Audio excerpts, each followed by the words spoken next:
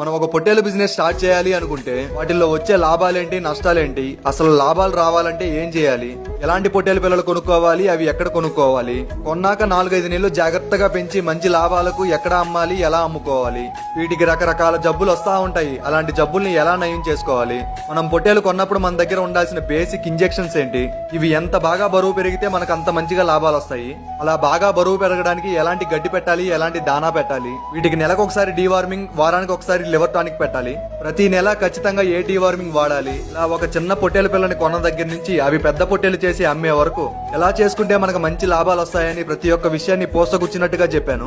ఆ full video link కింద కనిపిస్తున్న మన సాఫ్ట్వేర్ చిన్నోడు ఛానల్ కింద లింక్ ఇచ్చున్నాను. ఆ విషయాలన్నీ నా సొంత అనుభవంతో నేను మీకు చెప్తున్నవి, నాకు ఉపయోగపడింది, మీకు ఉపయోగపడాలని చెప్పి ఈ వీడియో చేస్తున్నాను.